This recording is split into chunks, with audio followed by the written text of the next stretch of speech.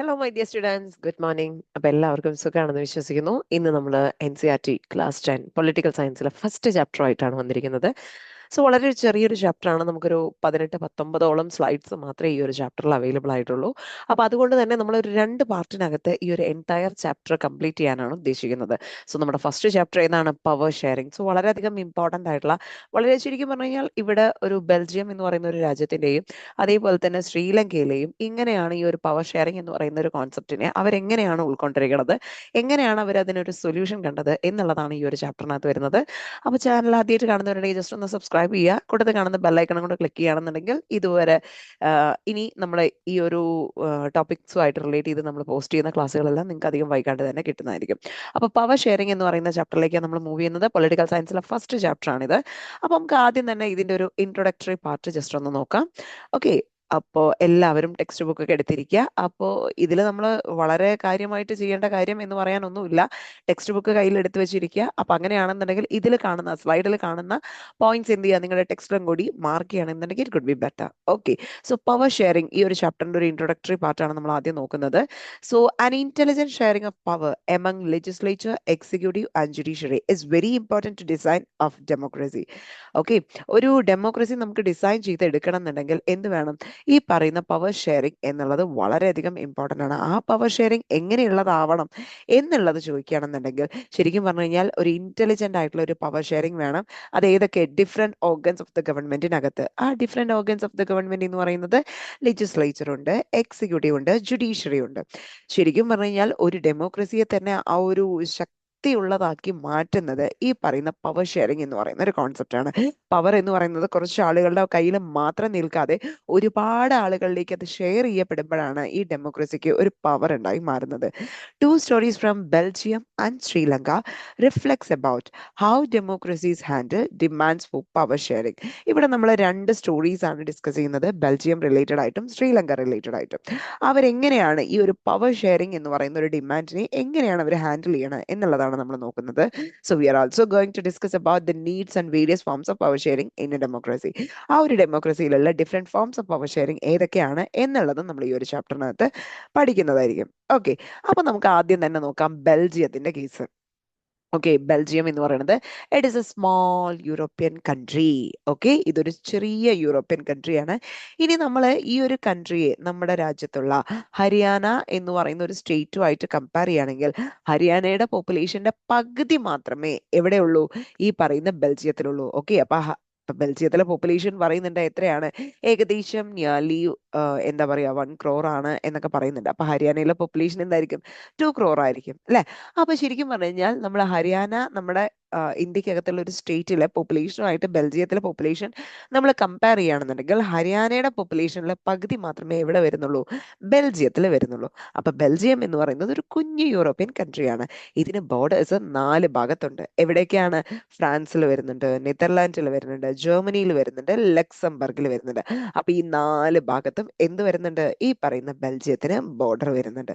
ഇനി ഇവിടെയുള്ള ethnic composition എങ്ങനെയുള്ളതാണ് എന്നുള്ളത് നോക്കാം.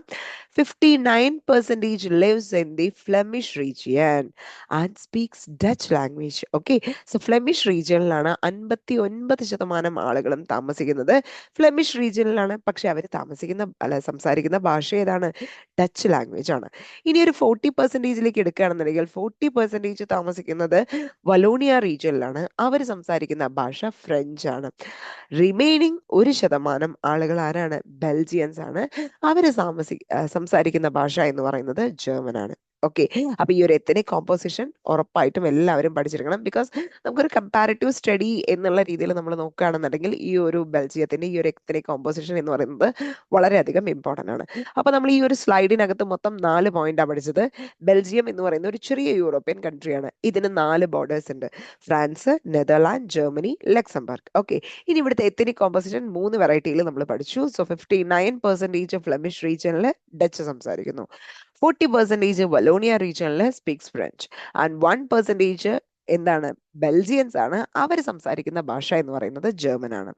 ഓക്കെ, ഇനി ഈ ബെൽജിയത്തിന്റെ ക്യാപിറ്റൽ ആണ് ഇത് ബ്രസൽസ് എന്ന് പറയുന്നത്. ബ്രസൽസിലെ 80% ആളുകളും സംസാരിക്കുന്നത് ഫ്രഞ്ചും 20% ആളുകൾ സംസാരിക്കുന്നത് ഡച്ചും ആണ്. ഓക്കെ, അപ്പൊ ഈ ഒരു കാര്യം നമ്മൾ ആലോചിക്കണം. നമ്മുടെ രാജ്യത്തിന്റെ കേസ് ഈ പറയുന്ന ബെൽജിയം എന്ന് പറയുന്ന കൺട്രി എടുക്കുകയാണെങ്കിൽ അവിടെ ആകെ 59% ആളുകൾ ഡച്ചും ഈ പറയുന്ന 40% ആണ് ഫ്രഞ്ച് സംസാരിക്കുന്നത്. പക്ഷെ ഇതിന്റെ ക്യാപിറ്റലായ ബെൽജിയത്തിന്റെ ക്യാപിറ്റലായ ബ്രസൽസിലെ 80% ആളുകളും സംസാരിക്കുന്ന ഭാഷ എന്ന് പറയുന്നത് ഫ്രഞ്ച് ആണ് അല്ലെ. അതേപോലെ തന്നെ 20% മാത്രമേ എന്ത് സംസാരിക്കുന്നുള്ളൂ, ഡച്ച് എന്ന് പറയുന്ന ഭാഷ സംസാരിക്കുള്ളൂ. ഇത് നമ്മൾ കൺട്രി ആയിട്ട് കമ്പയർ ചെയ്യുകയാണെന്നുണ്ടെങ്കിൽ ഫ്രഞ്ച് 40%, ഈ പറയുന്ന ഡച്ച് എന്ന് പറയുന്നത് 59% ആയിരുന്നു.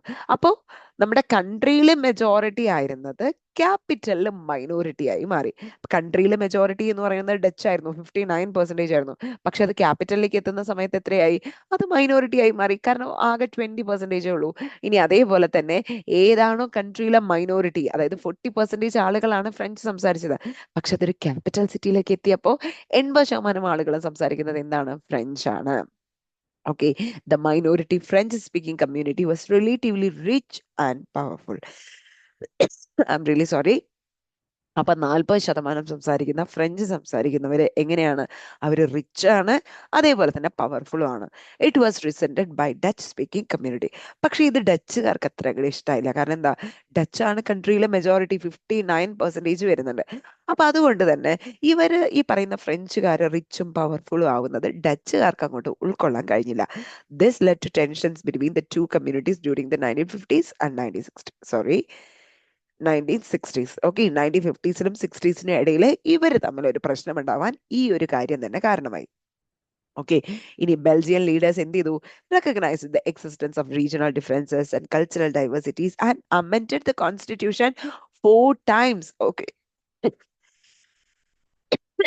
I M really sorry. Belgian leaders എന്ത് ചെയ്തു, ഈ പറയുന്ന റീജിയണൽ ഡിഫറൻസിനെയൊക്കെ അതേപോലെ കൾച്ചറൽ ഡൈവേഴ്സിറ്റീസിനെ എല്ലാം അവർ അക്സെപ്റ്റ് ചെയ്യാൻ തയ്യാറായിരുന്നു. അതേപോലെ തന്നെ അത് അക്സെപ്റ്റ് ചെയ്യുന്നതിന്റെ ഭാഗമായിട്ട് അവർ അവിടുത്തെ കോൺസ്റ്റിറ്റ്യൂഷനെ 4 തവണ അമെൻഡ് ചെയ്യുകയും ചെയ്തു. അമെൻഡ് ചെയ്യുക എന്ന് പറഞ്ഞു കഴിഞ്ഞാൽ എന്താണ്, മാറ്റങ്ങൾ വരുത്തുകയും ചെയ്തു. അവരവരുടെ ഭരണഘടനയിൽ മാറ്റം വരുത്തുകയും ചെയ്തു. So as to work out an arrangement that would enable everyone to live together within the same country. അങ്ങനെ കോൺസ്റ്റിറ്റ്യൂഷനിൽ അമെൻമെന്റ് വരുത്തിയത് കൊണ്ട് എന്താണ് ഗുണം, ഒരു സെയിം കൺട്രി തന്നെ എല്ലാവരും, സോ ഡിഫറെന്റ് റീജിയണൽ ഡിഫറൻസ് ഉള്ളവരുണ്ടാവും, കൾച്ചറൽ ഡൈവേഴ്സിറ്റി ഉണ്ടാവും, ഇവരൊക്കെ ഒരു റീജിയനകത്ത് ഒരുമയോടുകൂടി താമസിക്കാൻ ഇത് സഹായിച്ചു എന്ന് വേണമെങ്കിൽ നമുക്ക് പറയാം. ഓക്കെ, സോ അങ്ങനെയെങ്കിൽ നമുക്കിനി ബെൽജിയൻ മോഡൽ എന്താണ് എന്നുള്ളത് നോക്കാം. സോ വളരെ ഇമ്പോർട്ടന്റ് ആയിട്ടുള്ള ഒരു ക്വസ്റ്റ്യനും കൂടിയാണ് Belgian model. So constitution prescribes equal number of ministers in the central government. No single community can make decisions unilaterally. അപ്പൊ ഇവിടെ എന്താ ചെയ്യുന്നത്, കോൺസ്റ്റിറ്റ്യൂഷൻ പ്രിസ്ക്രൈബ് ചെയ്യുന്നുണ്ട് equal number of ministers. Central ഗവൺമെന്റിൽ ഡച്ചിന്റെ ഭാഗത്തു നിന്നായിക്കോട്ടെ ഫ്രഞ്ചിന്റെ ഭാഗത്തു നിന്നായിക്കോട്ടെ ഈക്വൽ നമ്പർ ഓഫ് മിനിസ്റ്റേഴ്സിനെ സെൻട്രൽ ഗവൺമെന്റിൽ അപ്പോയിന്റ് ചെയ്തു. No single community can make decisions unilaterally. അപ്പൊ അങ്ങനെ ആക്കിയപ്പോഴെന്താണ്, ഒരു സിംഗിൾ കമ്മ്യൂണിറ്റിക്കും യൂണിലേറ്ററലി സ്വന്തമായിട്ട് ഒരു ഡിസിഷൻ എടുക്കാൻ കഴിയില്ല. കാരണം രണ്ടുപേർക്കും ഈക്വൽ റെപ്രസെന്റേഷൻ ആണ് അവിടെ കൊടുത്തത്. ഇനി രണ്ടാമത്തെ എടുക്കുകയാണെങ്കിൽ more power to the state government. State ഗവൺമെന്റിന് കൂടുതൽ അധികാരങ്ങൾ കൊടുക്കുകയാണ്. State government are not subordinate to the central government. ഒരു കാരണവശാലും സ്റ്റേറ്റ് ഗവൺമെന്റ് എന്ന് പറയുന്നത് സെൻട്രൽ ഗവൺമെന്റിന്റെ സബോർഡിനേറ്റ് അല്ല. Okay, then Brussels has a separate government with equal representation from both the communities. Brussels നമ്മൾ ബെൽജിയത്തിനെ ഫോളോ ചെയ്ത പോലെ തന്നെ ബ്രസൽസിൽ നമ്മളൊരു സെപ്പറേറ്റ് ആയിട്ടുള്ള ഒരു ഗവൺമെന്റ് ഫോം ചെയ്തു. അവിടെ ഈക്വൽ റെപ്രസെന്റേഷൻ ക്രിയേറ്റ് ചെയ്തു വെച്ചു. രണ്ട് കമ്മ്യൂണിറ്റി നിന്നും, ഫ്രഞ്ച് ആയിക്കോട്ടെ ഡച്ച് ആയിക്കോട്ടെ, രണ്ട് കമ്മ്യൂണിറ്റി നിന്നും ഈക്വൽ റെപ്രസെന്റേഷൻ അവിടെ വെച്ചു. ഓക്കെ, ഇത് കൂടാതെ ഒരു കമ്മ്യൂണിറ്റി ഗവൺമെന്റും കൂടെ ഫോം ചെയ്തു. ഇതാണ് നമ്മുടെ ബെൽജിയൻ മോഡൽ. ഓക്കെ, വളരെ എളുപ്പമാണ്, വളരെ ഇമ്പോർട്ടന്റും ആണ്. ഓക്കെ, കോൺസ്റ്റിറ്റ്യൂഷൻ പ്രിസ്ക്രൈബ് ചെയ്യുന്നത് എന്താണ്, equal number of ministers in the central government. അതുകൊണ്ട് തന്നെ no single community can make decisions unilaterally. അതുകൊണ്ട് തന്നെ ഒരു സിംഗിൾ കമ്മ്യൂണിറ്റിക്കും യൂണിലേറ്ററലി ഒരു ഡിസിഷനും എടുക്കാൻ കഴിയില്ല. മോർ പവർ ആർക്ക് കൊടുത്തു, സ്റ്റേറ്റ് ഗവൺമെന്റിന് കൊടുത്തു. അവിടെ നമ്മൾ ഒരു കാര്യം ആലോചിക്കണം, സ്റ്റേറ്റ് ഗവൺമെന്റ് എന്ന് പറയുന്നത് സെൻട്രൽ ഗവൺമെന്റിന്റെ സബോർഡിനേറ്റ് അല്ല. അതേപോലെ തന്നെ ബ്രസൽസിൽ ഒരു സെപ്പറേറ്റ് ഗവൺമെന്റ് ഫോം ചെയ്തു equal representation from both the communities, രണ്ട് കമ്മ്യൂണിറ്റീസിൽ നിന്നും ഈക്വൽ റെപ്രസെന്റേഷൻ ഉൾപ്പെടുന്ന പോലെയാണ് ബ്രസൽസിൽ ഒരു സെപ്പറേറ്റ് ഗവൺമെന്റ് ഫോം ചെയ്തത്. ഇത് കൂടാതെ ഒരു കമ്മ്യൂണിറ്റി ഗവൺമെന്റും. ഓക്കെ, ഇത്രയാണ് ബെൽജിയം റിലേറ്റഡ് ആയത്. അപ്പൊ ബെൽജിയത്തിലെ ഇഷ്യൂസ് കംപ്ലീറ്റ് നമ്മൾ റിസോൾവ് ചെയ്ത് കഴിഞ്ഞ് ഇനി നമ്മൾ മറ്റൊരു കൺട്രിയിലേക്ക് എത്തുകയാണ്. That is Sri Lanka. ശ്രീലങ്ക എന്ന് പറയുന്നത് നമുക്കറിയാം ഇന്ത്യയുടെ ഏറ്റവും തലപ്പത്ത് സദേൺ എൻഡില് ഒരു ഐലൻഡ് പോലെയാണ് ശ്രീലങ്ക നിലകൊള്ളുന്നത്. So Sri Lanka is an island country just A few kilometres of the southern cost of Tamil Nadu. തമിഴ്നാടിന്റെ സദേൺ കോസ്റ്റ് നിന്ന് കുറച്ച് കിലോമീറ്റർ മാത്രം ഡിസ്റ്റൻസിൽ കിടക്കുന്ന ഒരു ഐലൻഡ് കൺട്രിയാണ് ഇത് ശ്രീലങ്ക. ഇനി ഇവിടുത്തെ എത്നിക് കമ്പോസിഷൻ നോക്കാം. സിൻഹല സ്പീക്കേഴ്സ് 74%. ഓക്കെ, 74% ആളുകളും സംസാരിക്കുന്ന ഭാഷ സിൻഹലയാണ്. തമിഴ് സംസാരിക്കുന്നവരോ 18% തമിഴ് സംസാരിക്കുന്നവരാണ്. ഈ തമിഴ് സംസാരിക്കുന്നവരെ തന്നെ നമ്മൾ രണ്ട് ഗ്രൂപ്പായി തിരിച്ചു. ഓക്കെ, അതില് നമുക്ക് ആരൊക്കെയുണ്ട്? ശ്രീലങ്കൻ തമിഴ്സ് ഉണ്ട്. ഓക്കെ, ശ്രീലങ്കൻ തമിഴ്സ് ഉണ്ട്. അതുകൂടാതെ ഇന്ത്യൻ തമിഴ്സും ഉണ്ട്. അപ്പൊ മൊത്തം 18% ആണ്. ഇതിലെ ശ്രീലങ്കൻ തമിഴ്സ് 13%ഉം ദ റിമൈനിങ് 5% ആണ് ആരുള്ളത്? ഇന്ത്യൻ തമിഴ്സ് ഉള്ളത്. ഓക്കെ, ഈ ശ്രീലങ്കൻ തമിഴ്സ് എന്ന് പറഞ്ഞു കഴിഞ്ഞാൽ ആരാ? തമിഴ് നേറ്റീവ്സ്, അവിടെ തന്നെയുള്ള തമിഴന്മാരാണ് എന്ത്? ശ്രീലങ്കൻ തമിഴ്സ്. അവരാണ് 13% വരുന്നത്. ഇതുകൂടാതെ ഇന്ത്യയിൽ നിന്ന് പ്ലാന്റേഷൻ വർക്കിനും മറ്റൊക്കെ പോയി അവിടെ സെറ്റ് ആയവരാണ് എന്ത്? ഇന്ത്യൻ തമിഴ്സ് എന്ന് പറയുന്നത്. അവര് 5% ഉണ്ട്. Okay, so most of the Sinhala speaking people are Buddhist. ഇനി ആലോചിക്കണം, ഈ സിൻഹല സംസാരിക്കുന്നവരെല്ലാം ആരാണ്? Most of the Sinhala speaking peoples are Buddhist. അവര് ബുദ്ധിസ്റ്റ് ആണ്. പക്ഷെ തമിഴ് സംസാരിക്കുന്നവരാരാ? അവരായത് ഹിന്ദുസ് ആവാം അല്ലെങ്കിൽ മുസ്ലിംസ് ആവാം. ഓക്കെ, ഇനി ഈ രണ്ട് കാറ്റഗറിയും കൂടാതെ മൂന്നാമതൊരു കാറ്റഗറി ഉണ്ടായിരുന്നു. ദാറ്റ് ഈസ് 7% ക്രിസ്ത്യൻസ് ആയിരുന്നു.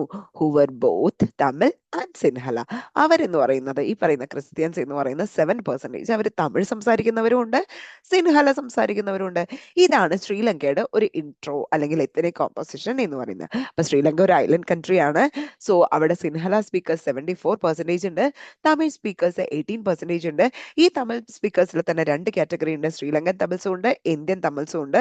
ഇത് കൂടാതെ സിൻഹല സ്പീക്കിംഗ് ആളുകൾ ബുദ്ധിസ്റ്റുകാരാണ്. തമിഴ് സംസാരിക്കുന്നവരാണ് ഇത് ഹിന്ദുസ് ആവാം അല്ലെങ്കിൽ മുസ്ലിംസ് ആവാം. റിമൈനിങ് 7% ആളുകൾ ക്രിസ്ത്യൻസ് ആണ്. They who are both Tamil and Sinhala. അവർ സംസാരിക്കുന്നത് തമിഴും ആവാം സിൻഹല ആവാം, രണ്ട് ഭാഷയെ സംസാരിക്കുന്നുണ്ട്. ഓക്കെ, ഇനി ശ്രീലങ്കയിൽ ഫോളോ ചെയ്യുന്നത് മെജോറിറ്റേറിയനിസം ആണ്. ഓക്കെ, ഇൻ ശ്രീലങ്ക നമുക്ക് നോക്കാം. Sri Lanka emerged as an independent country in 1948. അതായത് നമുക്ക് സ്വാതന്ത്ര്യം കിട്ടി ദ വെരി നെക്സ്റ്റ് ഇയർ ശ്രീലങ്കയും എന്തായി? ഒരു ഇൻഡിപെൻഡന്റ് ആയിട്ടുള്ള ഒരു കൺട്രി ആയി മാറി. The democratically elected government adopted a series of majoritarian measures to establish Sinhala demo supremacy. Okay, അപ്പൊ ഡെമോക്രാറ്റിക്കലി എലക്റ്റഡ് ആയിട്ടുള്ള ഗവൺമെന്റ് എന്ത് ചെയ്തു? മെജോറിറ്റേറിയൻ മെഷേഴ്സ് അവിടെ എന്ത് ചെയ്തു? അഡോപ്റ്റ് ചെയ്തു. എന്തിനു വേണ്ടിയിട്ടാ? സിൻഹലയുടെ സുപ്രീമസി. കാരണം സിൻഹലയാണ് 74% ആളുകളും എന്താണ്? സിൻഹല സംസാരിക്കുന്നവരാണ്. അപ്പൊ അവരുടെ സുപ്രീമസി എസ്റ്റാബ്ലിഷ് ചെയ്യാൻ വേണ്ടിയിട്ട് അവിടെ എന്ത് ചെയ്തു? ഒരു മെജോറിറ്റേറിയൻ മെഷേഴ്സ് അഡോപ്റ്റ് ചെയ്തു. The act of 1956 recognised. So അതനുസരിച്ച് ഒരു ആക്ട് ഇംപ്ലിമെന്റ് ചെയ്തു 1956. അതനുസരിച്ച് എന്താണ് റെക്കഗ്നൈസ് ചെയ്തത്? Sinhala as the only official language. Sinhala എന്ന് പറയുന്ന ഭാഷയെ ഒരേ ഒരു ഒഫീഷ്യൽ ഭാഷയായിട്ട് അല്ലെങ്കിൽ ഒഫീഷ്യൽ ലാംഗ്വേജ് ആയിട്ട് അംഗീകരിച്ചു. First point. Then preferential policies that favoured Sinhala. അപ്പൊ എന്തൊക്കെ പ്രിഫറൻഷ്യൽ പോളിസീസ് ഉണ്ടായിരുന്നു? ഫോർ എക്സാമ്പിൾ ഗവൺമെന്റ് ജോബിലായിക്കോട്ടെ, യൂണിവേഴ്സിറ്റി പൊസിഷനിലായിക്കോട്ടെ, ഇതിലെല്ലാത്തിലും ആർക്ക് കൂടുതൽ പ്രാധാന്യം കൊടുത്തു? സിൻഹലയ്ക്കാണ് ഫേവർ ചെയ്തത് കൂടുതൽ. Okay, state shall protect and foster Buddhism. കാരണം എന്താണ്? ഈ സിൻഹലാസ് എന്ന് പറയുന്നത് ആരാണ്? ശരിക്കും പറഞ്ഞു കഴിഞ്ഞാൽ ബുദ്ധിസ്റ്റ് ആണ്. അതുകൊണ്ട് തന്നെ ഈ പറയുന്ന സ്റ്റേറ്റ് ആകമാനം എന്ത് ഫോസ്റ്റർ ചെയ്യാൻ നിർബന്ധിതരായി? Buddhism. Okay, state shall protect and foster Buddhism. This gradually increased the feeling of alienation among the Sri Lankan Tamils. അപ്പൊ ഇങ്ങനെയായപ്പോ എന്തായി? ബുദ്ധിസത്തെ കൂടുതൽ സപ്പോർട്ട് ചെയ്യുക, പ്രൊട്ടക്ട് ചെയ്യുക, അതേപോലെ തന്നെ അവർക്ക് സിൻഹല ലാംഗ്വേജ് സംസാരിക്കുന്നവർക്ക് വേണ്ടിയിട്ട് പ്രിഫറൻഷ്യൽ പോളിസീസ് എല്ലാം അഡോപ്റ്റ് ചെയ്യുക, സിൻഹലെ ഒഫീഷ്യൽ ലാംഗ്വേജ് ആയിട്ട് അഡോപ്റ്റ് ചെയ്തു. ഇങ്ങനെയുള്ള കാര്യങ്ങളൊക്കെ ആയപ്പോൾ ശ്രീലങ്കൻ തമിഴ്സില് അവരുടെ മനസ്സിൽ ഒരു ഡിസ്ക്രിമിനേഷൻ, ഒരു അലൈനേഷൻ, അവർക്കൊരു വേർതിരിവ് ഫീൽ ചെയ്തു. ഓക്കെ, ഇനി ഇതിനെ എങ്ങനെയാണ് തമിഴ്സ് റിയാക്ഷൻ ഫ്രം തമിഴ്സ് എങ്ങനെയായിരുന്നു ഈ ഒരു കാര്യത്തോട് നമുക്ക് നോക്കാം. Tamils felt that the majority political parties led by the Buddhist Sinhala leaders were not sensitive to their language and culture. തമിഴുകാർക്ക് ചെറുതായിട്ട് ഫീൽ ചെയ്തു എന്താണ് മേജർ പൊളിറ്റിക്കൽ പാർട്ടീസ്, അതായത് ബുദ്ധിസ്റ്റ് സിൻഹല ലീഡേഴ്സ് നടത്തുന്ന മേജർ പൊളിറ്റിക്കൽ പാർട്ടീസ് ഒന്നും അവരുടെ ലാംഗ്വേജിനെയോ അവരുടെ കൾച്ചറിനോടോ എന്തല്ല, സെൻസിറ്റീവ് അല്ല എന്നവർക്ക് ബോധ്യപ്പെട്ടു. Okay, just A second. Okay, I'm really sorry.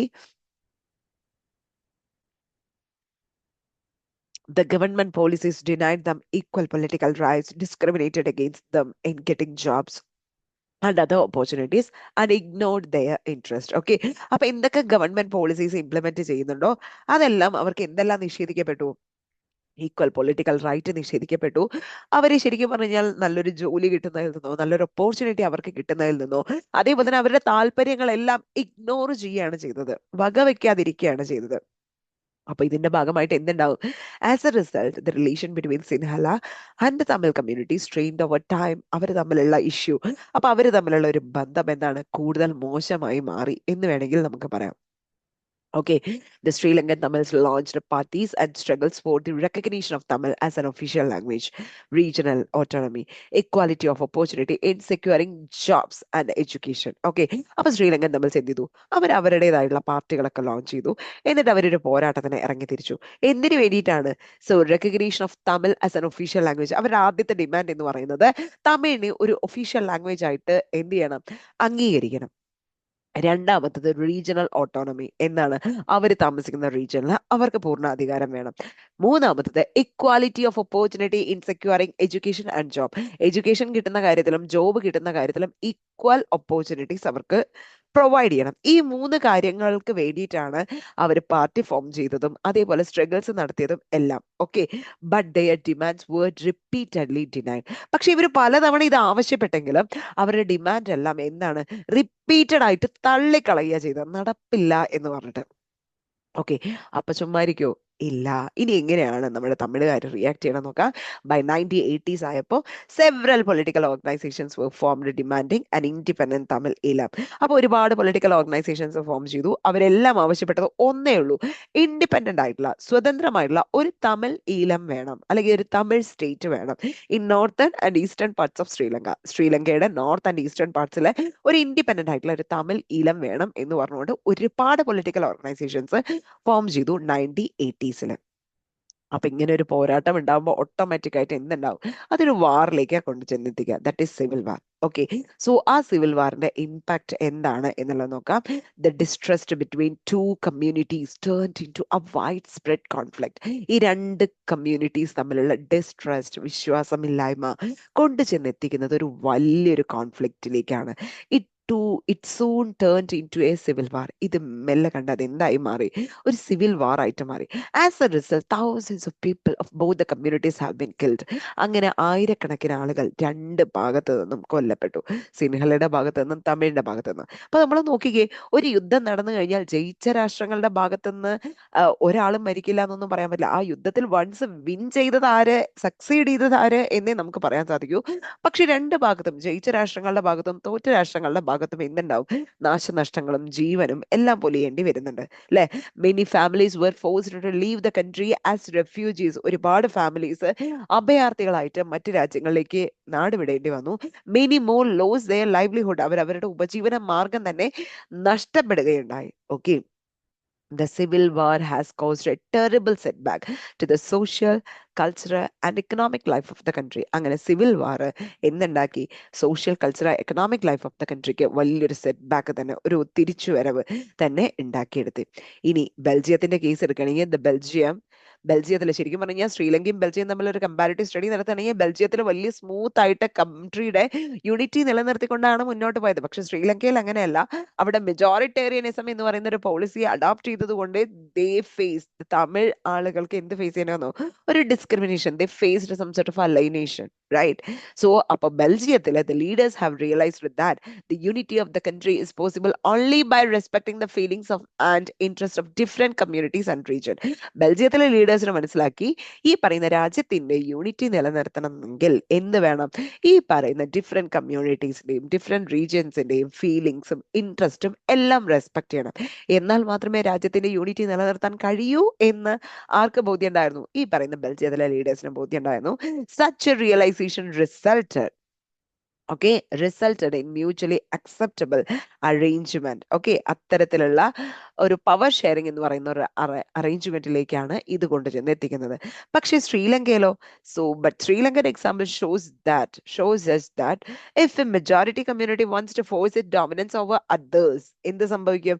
Majority community ആയ സിൻഹലയ്ക്ക് അവരുടെ ഡോമിനൻസ് മൈനോറിറ്റിയുടെ മേലെ കാണിക്കണം എന്നുണ്ടെങ്കിൽ എന്ത് സംഭവിക്കും? And refuses to share power. അതേപോലെ തന്നെ പവർ ഷെയറിംഗ് അവര് താല്പര്യപ്പെടുന്നുമില്ലെങ്കിൽ it can undermine the unity of the country. അത് രാജ്യത്തിന്റെ യൂണിറ്റിയെ വലിയ തോതിൽ ബാധിക്കും എന്നാണ് പറയുന്നത്. അപ്പൊ അത് തന്നെയാണ് ഇവിടെ ഉണ്ടായത്, ശ്രീലങ്കയുടെ കേസിൽ ഉണ്ടായത്. അപ്പൊ നമ്മൾ ഇത്ര നേരം ഡിസ്കസ് ചെയ്ത കാര്യങ്ങളെല്ലാം ഓക്കെ ആയിരിക്കും എന്ന് വിചാരിക്കണം. അപ്പൊ നമ്മൾ ഇന്ന് ഡിസ്കസ് ചെയ്ത പാർട്ടിൽ നിന്ന് 2 ക്വസ്റ്റ്യൻ, രണ്ട് 1 വേർഡ് ക്വസ്റ്റ്യൻ. സോ അപ്പൊ കാര്യം ക്ലിയർ ആയിട്ട് ഇത്ര നേരം നമ്മൾ 2 പാർട്ടായിട്ട് നമ്മൾ ഡിസ്കസ് ചെയ്യുന്നത്. അടുത്ത ഒരു ക്ലാസ്സിനകത്ത് നമ്മൾ ഡിസ്കസ് ചെയ്യുന്ന 2 ടോപ്പിക്കാണ്. ഒന്ന്, വൈ പവർ ഷെയറിംഗ് ഡിസൈറബിൾ, എന്തുകൊണ്ടാണ് പവർ ഷെയറിംഗ് ഇത്രത്തോളം ആവശ്യമാണ് എന്ന് പറയുന്നത്. രണ്ടാമത്തെ question, different forms of power sharing. ഈ 2 ടോപ്പിക്കാണ് നമ്മൾ അടുത്ത ക്ലാസ്സിൽ ഇതിന്റെ സെക്കൻഡ് ആൻഡ് ഫൈനൽ പാർട്ടിനകത്ത് നമ്മൾ ഡിസ്കസ് ചെയ്യുന്നത്. ബട്ട് ബിഫോർ വൈൻഡിങ് അപ്പ്, ഇതുവരെ നമ്മൾ ഡിസ്കസ് ചെയ്ത ഈ ചാപ്റ്ററിലെ ടോപ്പിക്കുകളെല്ലാം ഓക്കെ ആണെന്നുണ്ടെങ്കിൽ 2 questions. I just wanted to ask 2 questions. ഒന്നാമത്തത്, എന്നാണ് ശ്രീലങ്ക ഒരു ഇൻഡിപെൻഡന്റ് ആയിട്ടുള്ള ഒരു കൺട്രി ആയി മാറിയത്? ഏത് വർഷം? In which year Sri Lanka became an independent country? So the second question, so ബെൽജിയത്തിന്റെ ക്യാപിറ്റൽ സിറ്റി ഏതാണ്? ബെൽജിയത്തിന്റെ ക്യാപിറ്റൽ ഏതാണ്? സോ ഈ 2 ക്വസ്റ്റിന് ആൻസർ എല്ലാവരും കമന്റ് ബോക്സിൽ പോസ്റ്റ് ചെയ്യുക. So be ready for the next part. Thank you and have a nice day. So study well, keep learning and keep watching. Thank you and have a nice day. Bye bye.